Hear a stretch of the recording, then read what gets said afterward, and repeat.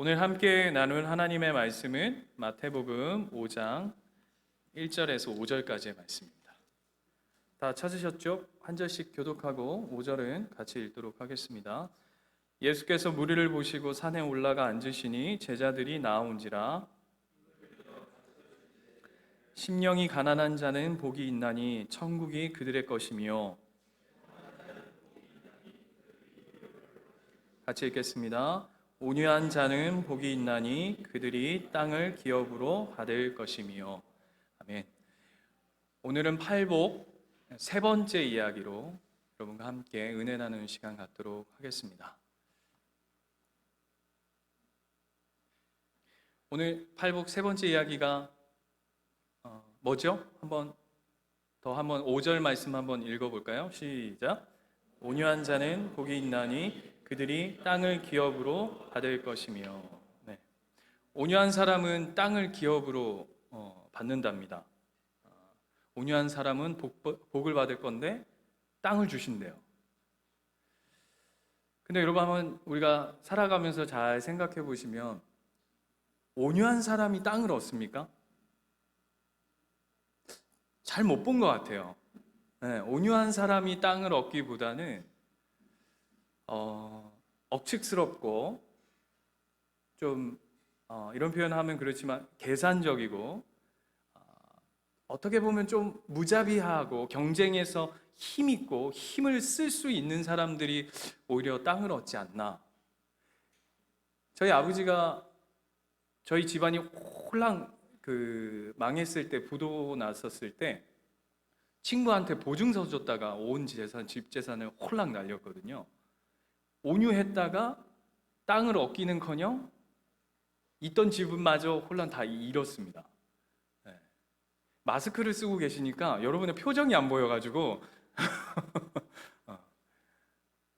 그 온유해서 얻는 이득보다는, 그죠? 온유하면 오히려 잃어버리는 게 훨씬 많은 세상을 우리가 살아가고 있는 것 같아요. 온유하면 포기해야 할 것도 너무 많고, 또 온유하면 손해도 많이 보고, 또 온유하면 무시도 당하는 것 같아요. 그렇죠? 온유하면 때로는 세상에서 호구처럼 취급받을 때도 있고요. 요즘에 이렇게 엘리베이터를 타고 교회로 이제 출퇴근이다. 아무튼 이렇게 교회를 왔다 갔다 하니까 이제 저희 건물에서 이제 제가 이제 목사인 거를 이제 어느 정도 눈치를 챈 것 같아요. 그전엔 잘 몰랐던 것 같아요. 젊은 양반이 뭐 평상복 입고 왔다 갔다 하니까 제가 뭔가 이랬다가 이제 슬슬 이제 건물에서도 저 사람이 예수님교회 목사구나 하는 걸 보면서, 근데 예전에는 그냥 이렇게 위아래로 그냥 이렇게 있나 보다 하는데 요즘에 어떻게 하냐면 적극적으로 피하더라고요. 근데 처음에는 이렇게 표정 관리가 잘 안 되는 거예요. 이 사람 뭐 내가 무슨 바이러스야? 근데 이유가 뭐죠? 교회 다니고 교회 목사라는 그런 이미지. 그래도 감사한 건 온유한 거랑 이렇게 매치가 돼서 그러면 좀 좋겠는데 그것도 아닌데 이렇게 피하는. 오히려 온유하면 얻기보다 잃어버리는 것이 훨씬 많은 것 같아요. 그런데 오늘 예수님 우리에게 뭐라고 말씀하시냐면 온유한 자가 복되다. 땅을 기업으로 얻을 것이다 라고 얘기해요. 예수님이 거짓말하진 않으셨지 않겠습니까? 그렇다면 우리 팔복의 이야기들을 첫째, 둘째, 셋째 이야기들을 통해서 계속 살펴온 것처럼 우리가 생각하는 어떤 심령이 가난함, 그리고 애통함, 그리고 온유함이 세상이 말하는 것과 성경이 말하는, 그러니까 예수님이 우리에게 전하고자 하시는 그 의미와 가치와 진리의 깊이가 다르다라는 것을 우리가 계속 살펴오고 있습니다. 그렇다면 마찬가지로 성경이 말하는 온유함이란 다른 의미를 가지고 있다는 것을 오늘 성경은, 그리고 예수님은 우리에게 전달하고 하시고 싶으실 텐데요. 그 온유함이란 뭘까? 여러분, 온유하다 그러면 우리가 기본적으로 뭐 이런 거죠. 착하다. 그렇죠? 뭐 유순하다. 뭐 또 때로는 친절하다, 뭐 또 부드럽다, 뭐 이런 의미를 가지고 있을 거예요. 그러면서 결론이 뭐죠? 그러나 그 온유함은 나하고는 거리가 멀다. 표정들이 안 좋으신데 그렇잖아요. 그래서 그 온유함이란, 우리 홍석 집사님, 우리 아들이 온유인데 그런 의미로 지으신 거잖아요. 그렇죠? 근데 이제 오늘 이 설교를 들으면 그 온유에 대한 의미가 새롭게 정립되어지고, 우리 아들, 온유라고 하는 이 아들을 진짜 이렇게 키우면 좋겠다. 하나님 이런 아들이 되면 좋겠다. 그리고 하나님이 우리에게 말씀하시는, 예수님이 우리에게 말씀하시는 온유함이란 이런 의미구나. 그래, 내가 하나님 앞에 이런 성도로, 하나님의 백성으로 살아가야 하겠구나라는 것을 마음속에 새기는 귀한 시간들 되기를 원합니다. 보통 두 친구가 있었답니다. 두 친구가 하루는, 이제 요즘에 그런 거 유행이잖아요. UFC 막 이런 거. 그날따라 학원에 가서 UFC를 배워가지고 니킥, 이렇게 그 로우킥 이런 걸 배워온 거예요. 그래서 친구한테 그걸 이제 좀 자기가 배워왔으니까 또 어떻게 해야 되죠? 써먹어야 되잖아요. 보여주고 싶잖아요. 그러니까 친구한테 계속 로우킥을 한 번씩 빵 쳐본 거야. 어때? 파워가 어때? 그러니까 딱 맞은 친구가, 야, 아파. 또 팍 때렸어요. 아프다니까. 또 팍 때렸어요. 그러다가 내 다리 부러진다, 하지 마. 또 팍 때렸어요. 계속 한 거죠. 그러다가 진짜 어떻게 됐어요? 다리가 뚝 부러진 거예요. 그랬더니 그 맞은 친구가 뭐라고 했다고요? 거봐, 부러졌잖아. 여러분, 이게 온유함이 아니에요. 그거는 뭐죠? 바보, 멍청이. 이런 바보 같은 사람이 되라고 성경이 우리에게 얘기하는 게 아닙니다. 멍청한 것과 온유함은 다른 거예요. 그렇다면 진짜 성경이 말하는 온유함이란 뭘까? 그 성경에서 말하는 온유함을 얘기할 때에 대표적인 인물들이 있습니다. 여러분 다 아실 거예요. 그렇죠? 모세. 어디에 나오죠? 출애굽기에 나오는데, 특별히 온유함의 모세 이야기는 민수기 12장 한번 가보실까요? 민수기 12장 3절 보면 같이 한번 읽어볼까요? 시작. 이 사람 모세는 온유함이 지면의 모든 사람보다 더하더라. 이게 쉽게 얘기하면요, 이 세상에서 가장 온유한 사람이 누구냐라고 얘기했을 때 누구라고요? 모세랍니다. 여러분, 그런데 모세가 온유한 사람이라는 거 인정하세요? 내가 그 사람 안 만나봐가지고 내가 잘 모르겠다. 아니, 성경을 이렇게 아까도 우리가 얘기한 것처럼 출애굽에 등장하는 그 모세의 이야기를 쭉 읽어보시면 그가 온유한 사람이라는 게 이해가 되시고 인정이 되십니까? 저는 안 됩니다. 일단은요, 이 모세는요, 살인자예요. 예? 그쵸? 살인자가 온유하다? 이거 매치가 되세요? 그것도요, 여러분 출애굽기를 잘 읽어보면요, 모세가 우발적으로 그 애굽 사람을 때려 죽인 게 아닙니다. 철저히 계산했어요. 좌우를 살피고 애굽 사람, 히브리 사람에게 하는 그것을 보고 쳐 죽였다. 그리고 어떻게 했다고요? 처리했다라고 성경은 얘기하고 있어요. 그러면 굉장히 의도적이고 적극적인 사람이죠. 살인범이 온유하다.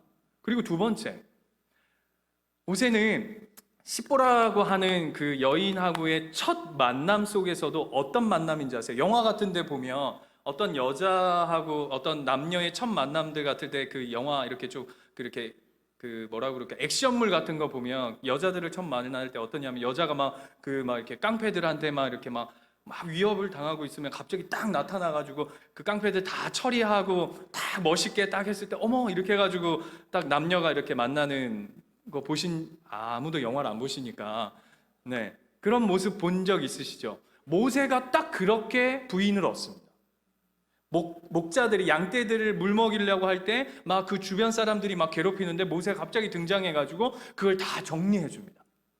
그러니까 시프라가 우와 저 사람 뭐야 이렇게 야, 얼굴색도 시커멓고 아주 매력적이다. 이렇게 해가지고 뿅 가가지고 이렇게 만나거든요. 어디 오늘 기분 안 좋은 일들 있으세요? 네, 그렇게 해서 만나는. 그리고 굉장히 어떤 사람이라는 거예요? 힘있고 거친 사람이라는 거죠. 세 번째, 여러분 그것만 있었습니까? 민수기 20장에 보면 모세는 어떤 사람이에요? 하나님께서 이렇게 얘기하죠. 백성들이, 이스라엘 백성들이 막 원망합니다. 뭐라고요? 물 달라고.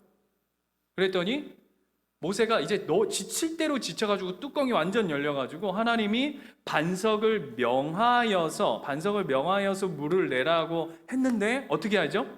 완전히 이 혈기를 부리면서 반석을 몇 번이나? 2번이나 때려가지고 혈기 부렸다고 어떻게 돼요? 가나안 땅에 못 들어가요. 이거 완전 아이러니 아닙니까? 아까 들어보세요. 온유한 자는 복이 있나니 땅을 기업으로 얻을 것이다. 모세는 온유한 자니라 그가 혈기 부려서 가나안 땅에 못 들어갔다. 별로 여러분들은 감각이 없으신데, 여러분 아니 온유하다면서요. 그러면 가나안 땅에 들어가야죠. 근데 보세요. 모세가 온유하다고요? 아니라고요, 성경은. 그렇다면 그 온유함이란 뭘까? 고민해 보자고요. 그냥 착한 거, 바보 같은 거, 누가 때리면 허허허 하고 그냥 웃고 넘어가는 거, 마음속에 없는 거, 마음속에 없는 게 아니죠. 야, 깊은 곳에다가는 딱 넣어놓고는 겉으로는 이렇게 하고 넘어가는 게 온유함일까라는 거예요. 또 한 분이 계십니다. 온유함의 대표. 누구시죠? 누구죠라고 안 하고 누구시죠라고 얘기한다는 건 예수님이라는 거예요. 눈치가 빠르셔야 돼요. 네. 꼭 무슨 오늘 성경 공부하는 것 같은데 마태복음 11장 가보겠습니다. 마태복음 11장. 마태복음 11장 28절. 여기에 예수님 스스로가 본인이 온유하시다라고 얘기해요.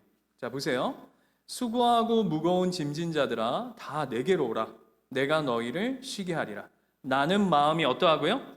온유하고 겸손하니 나의 멍에를 메고 내게 배우라. 그리하면 너희 마음이 쉼을 얻으리니 이는 내 멍에는 쉽고 내 짐은 뭐 했다고요?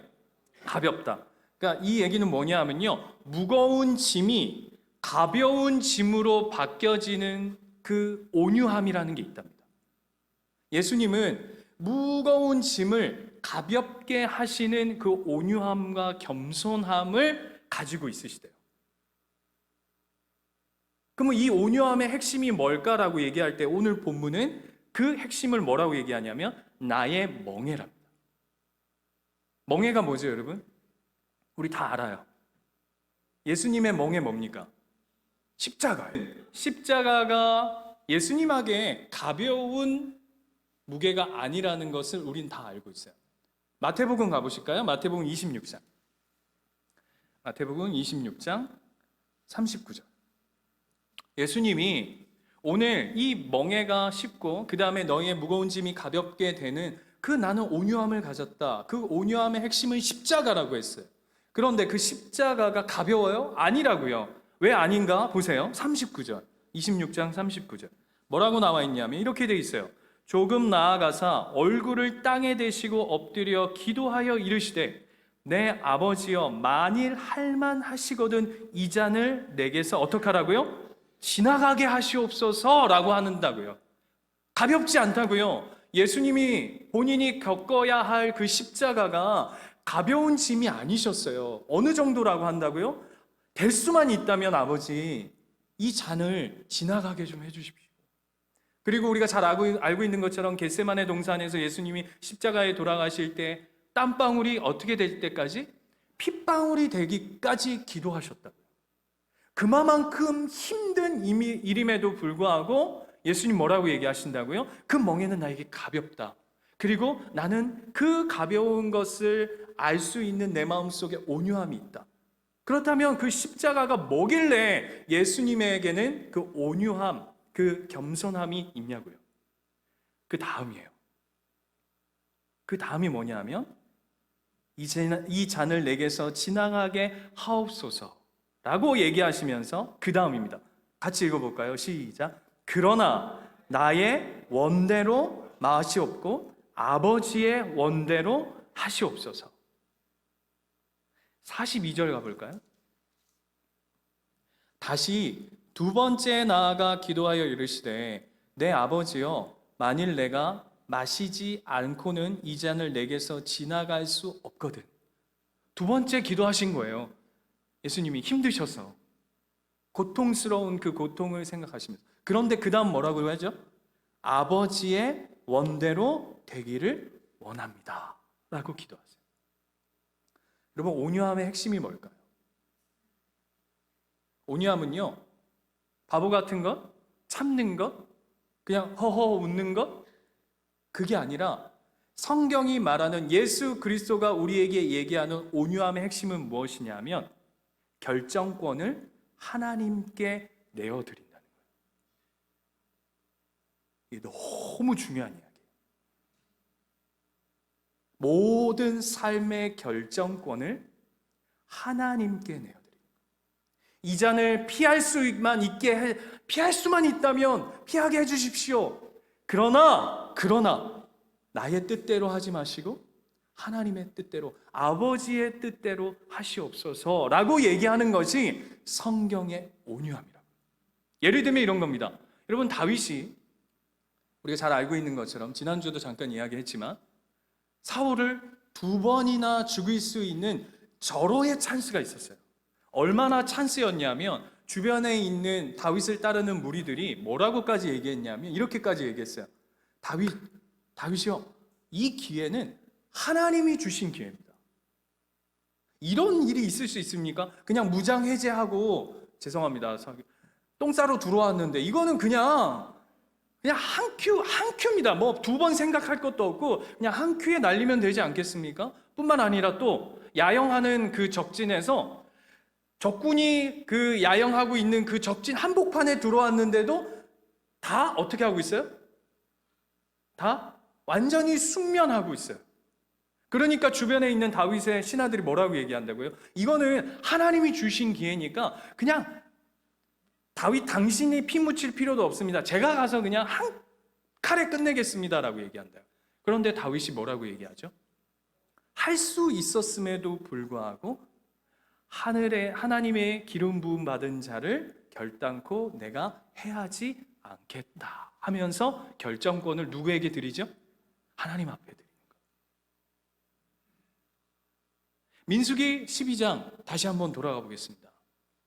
모세가 왜 그의 삶을 성경이 온유하다라고 얘기하냐면, 오늘 이 사건은 어떤 사건이냐면 모세가 구스 여인을 얻습니다. 그랬더니 누가 덤벼드냐 하면, 반란을 일으키냐면 누구죠? 미리암과 아론이에요. 그래서 오늘 성경에 보시면 12장 보세요. 12장 1절 거기에 보면 이렇게 되어 있죠. 모세가 구스 여자를 취하였더니 그 구스 여자를 취하였으므로 미리암과 아론이 모세를 비방하니라. 그렇죠? 쉽게 말하면 뭔지 아세요? 야, 우리 집안에 제일 형님이 누구야? 형님. 그러니까 제일 꼭대기가 누구예요? 미리암이죠. 그 다음 아론이죠. 모세는 뭐죠? 제일 꼼뱅이에요. 야, 집안 질서상 봐도 네가 이렇게 나대면 안 되지. 그리고 하나님 너만 배웠냐? 너만 아냐? 지금 덤벼드는 거죠. 예를 들면 이런 겁니다. 그러니까 실제는 아닙니다. 예를 드는 거니까요. 조심스러워서. 저희 와이프가 저한테 어느 날 집에 딱 오더니, 아니 당신만 개척했어? 개척 당신만 해? 당신만 부르심 받아서 응답 받았어? 나도 사모로서 개척교회 응답 받았어. 왜 당신만 이렇게 교회에서 나대? 분위기 안 좋네요. 절대 저희 와이프가 그렇다는 얘기가 아닙니다. 예를 들어서 집에 와서 당신만 이렇게 뭐 설쳐 쌓고, 쉽게 말하면 당신만 목사야? 나도 사역자로서 하나님께 사모로서 부르심을 받았어 라고 얘기한다면 어떡하겠어요? 여러분, 제일 승질나는 게 뭐죠? 가까운 사람이 무시하고 허파 디비면 그것만큼 환장하는 게 없어요. 아무도 지금 표정이 안 그렇다는 표정인데 집에 가서 그런 일이 있기를 축원드립니다. 그게 제일 힘든 경우잖아요. 그런데 오늘 본문을 보세요. 모세가요, 어느 것 하나 나서는 본문이 하나 없어요. 그죠?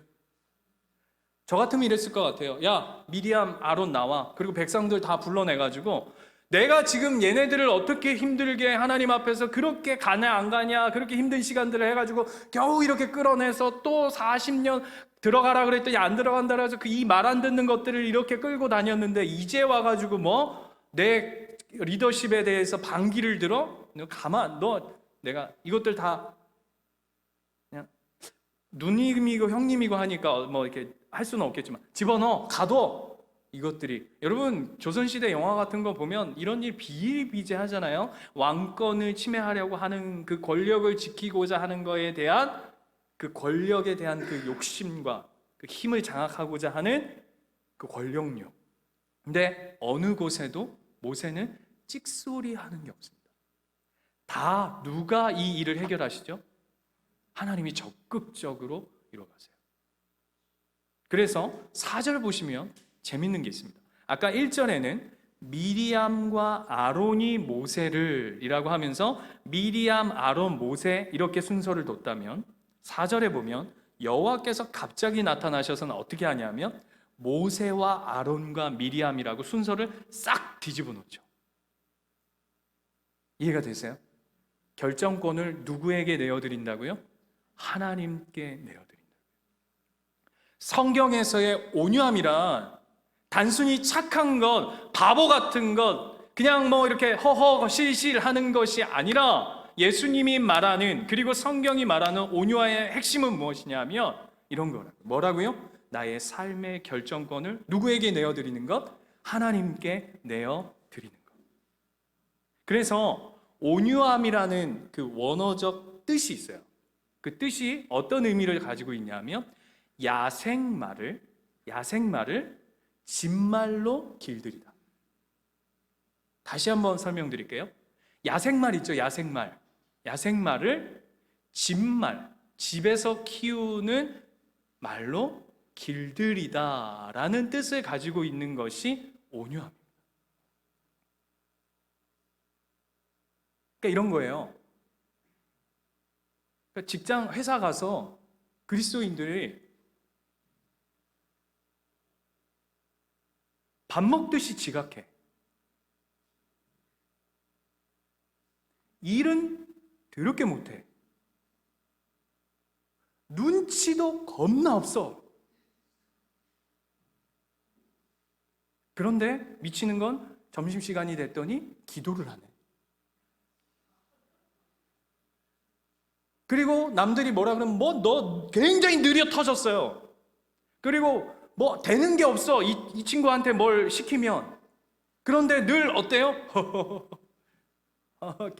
자기 혼자 여유 있고 자기 혼자 느긋하고 삶의 모든 걸 누리는 사람으로 있어. 그런데 기도해. 그리고 야근하라 그러면 저는 오늘 교회 가야 돼. 미치는 거죠. 성경은요 그걸 온유함이라 하지 않는다고요. 온유함이란 뭔지 아십니까? 성실해야 합니다. 충성돼야 합니다. 실력 있어야 합니다. 남들이 2시간, 3시간 일하면 우리는 5시간, 6시간 일하는 거예요. 남들이 5시간, 6시간 공부하면 우리 크리스찬들은 10시간, 11시간 더 힘써서 열심히, 그래서 일찍 출근해서 청소하고 닦고 그 다음에 깔끔하게 준비해놓고 뭐 이렇게 해서 하루 진행되어지는, 그리고 일도 딱 하면 저 사람한테 맡기면 진짜 정말 모든 것이 진짜 완벽하게 일이 탁탁탁탁 진행되어지는구나. 그런데 그 안에 여유가 있어. 그리고 따뜻해. 누가 부탁하면 거절하지 않아. 자기가 솔선수범해. 이게 성경이 말하는 온유함이라고요. 그런데 뭔지 아세요? 그런데 그 안에 분별이 있어요. 그런데 그 안에 따뜻함 속에 결정권이 자기 자신 안에 있는 것이 아니라 뭐예요? 하나님께 내어드리는 신앙이 있어요. 믿음이 있어요. 성경의 수많은 인물들이 그와 같아요. 요셉, 그렇죠? 요셉이 바로가 그를 감옥에서 불러냈을 때 어땠어요? 그 묻는 것에 대해서, 꿈에 대해서 해석해 볼 뿐만 아니라 그 대처까지도 다 얘기하고는 어떡합니까? 넉넉해요. 그리고 바로 앞에서 뭐라고 얘기합니까? 하나님께서 당신에게 답하여 줄 것이다. 이게 온유함이랍니다. 여러분, 세상 속에서 온유한 자로 살아가시길 축원드립니다. 내가 무엇을 결정하는 자가 아니라 하나님 앞에 내어드리는 자. 그런데 여러분, 이게 말이 쉽지 이게 쉬운 문제가 아니에요. 마태복음 조금만 더 뒤로 가보면, 이거는 그냥 찾진 않겠습니다. 여러분 다 아시는 이야기니까. 베드로가 예수님이 잡히시던 밤에, 아까 우리가 예수님이 겟세마네 동산에서 기도하시고 어떻게 되죠? 이제 유다가 와가지고 입맞춤을 하고 이제 잡혀가시잖아요. 그때 베드로가, 마태복음에 보면 어떤 제자가, 누가복음에도 어떤 제자라고 돼 있지만 요한은 좀 잔인한 것 같아요. 요한은 그가 베드로라고 딱 써. 자기보다 좀 못하다는 걸 보여주고 싶은 건지, 아무튼 요한은 베드로였다라고 딱 하는데, 베드로가 예수님이 잡혀가시니까 대제사장 등 무리들이 오니까 어떻게 하죠? 칼집에서 칼을 꺼내가지고 휘두릅니다. 그래서 뭐가 잘리죠? 귀가 잘립니다. 여러분, 베드로가 무슨 무사도 아니고 귀만, 너 이놈의 새끼 귀 한쪽 날리겠다 하고 귀만 자른 건가요? 아니죠. 죽이겠다고 칼을 휘두른 건데 빗 맞아서 귀가 잘린 거죠. 그렇죠?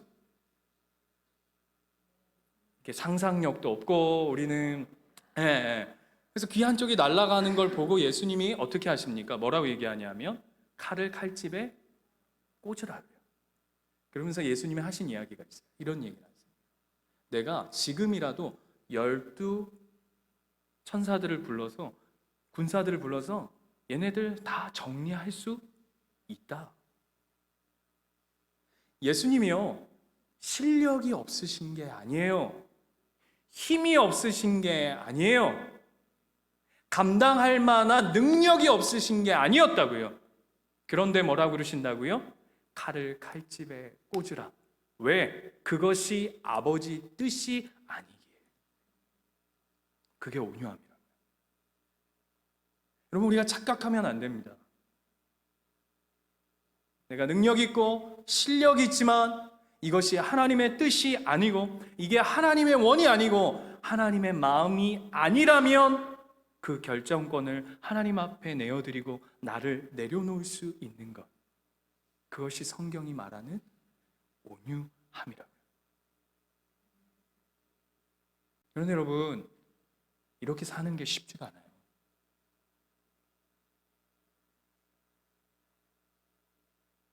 내가 빨리 결정하고 싶거든요. 빨리빨리 결정하고 내가 해야 뭔 일이 되는 것처럼, 그리고 이게 잘 될 것처럼 우리는 착각하면서 살아가거든요. 사무엘서에 보면 한나라고 하는 한 여인이 나옵니다.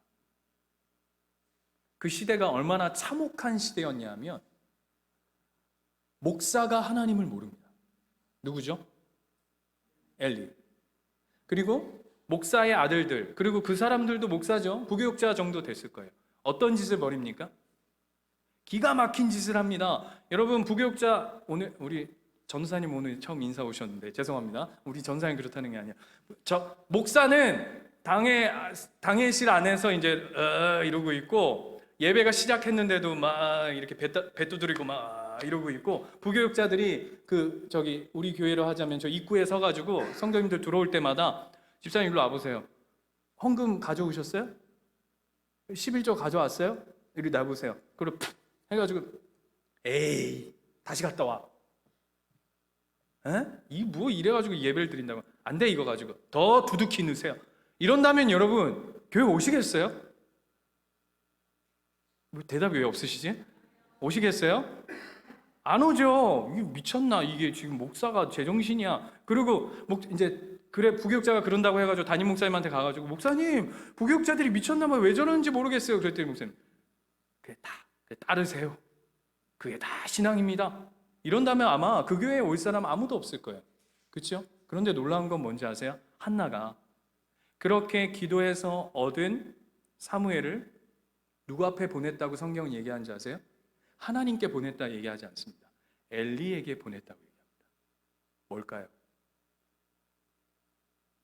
상황과 환경과 한나가 모르는 게 아니죠. 한나가 알죠. 한나가 골방에서 기도할 때 하나님 앞에 진짜 애통한 마음으로 기도할 때 엘리가 와서 뭐라 그래요? 이 술 못 나. 이 여자 미친나. 어디 와가지고 술 취하고 기도하고 있노?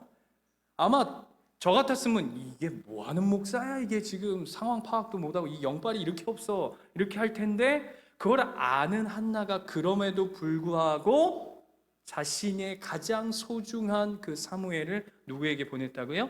엘리에게요. 뭘까요? 내 결정, 내 판단, 내 생각, 내 환경, 내 상황보다 하나님의 결정, 하나님이 일하심, 하나님의 살아계심이 더 능력 있다는 걸 믿는 믿음으로 나온 것이죠. 여러분, 온유한 삶을 살기 축원드립니다. 아니요, 여러분은 이미 온유한 삶을 살고 계신 줄 믿습니다.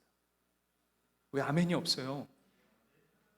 여러분의 삶의 주도권, 결정권을 하나님께 내어드리십시오. 그것이 온유한 자는 복이 있나니 땅을 기업으로 얻으리라, 받으리라 하시는 예수 그리스도의 명령에 참된 의미인 줄 믿습니다. 제가 글을 하나 받았습니다. 실제 편지래요. 이게 내용이래요. 이탈리아의 한 의사 선생님이 쓴 글이랍니다. 이걸 번역해서 누가 보내주셨더라고요. 제목은 한 이탈리아 의사의 가장 어두운 악몽 속에서 비친 빛입니다. 제가 한번 읽어드릴게요.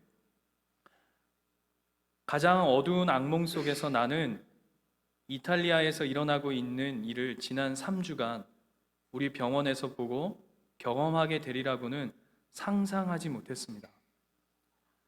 악몽은 강처럼 계속 흐르고 있고 그 강물은 점점 더 커지고 있습니다. 처음에는 몇 명의 환자가 왔고 그 다음에는 수십 명이, 다음에는 수백 명이 왔습니다. 지금 우리는 더 이상 의사가 아니라 누구는 살고 누구는 집으로 보내어져 죽어야 할지를 결정하는 그저 분류자에 불과합니다. 비록 이 모든 환자들이 평생을 이탈리아 건강보험료를 냈음에도 불구하고 말입니다. 2주 전까지만 해도 나와 나의 동료들은 무신론자들이었습니다.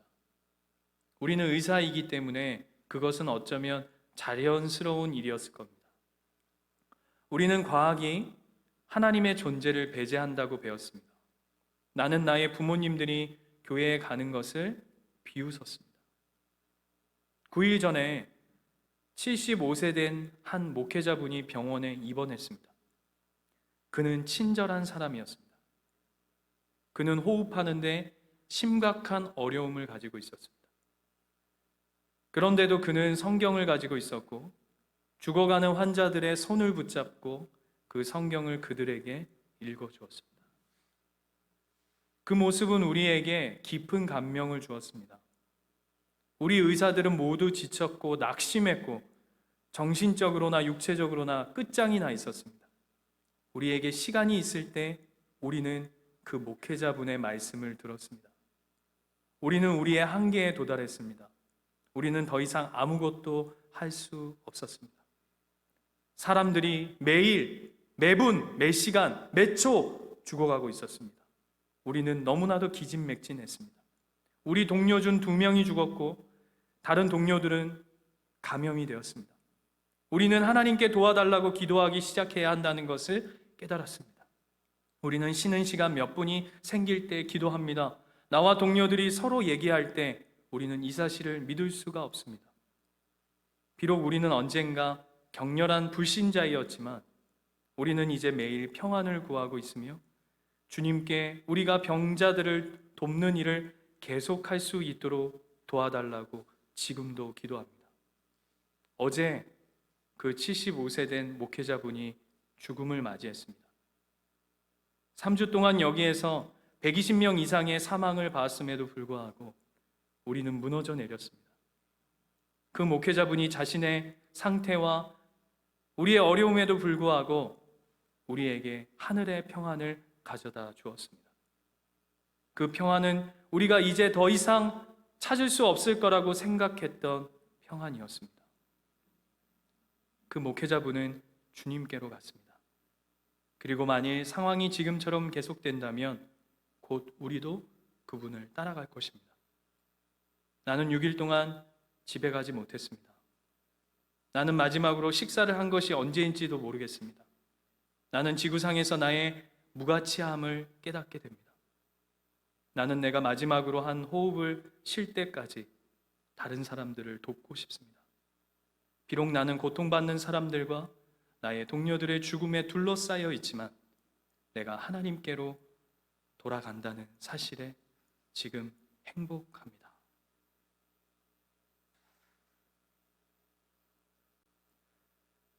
온유함인 것 같아요. 이것이야말로. 기도하겠습니다.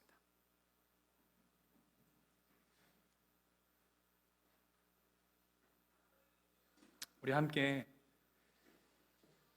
하나님 앞에 좀 잠잠히 기도합시다.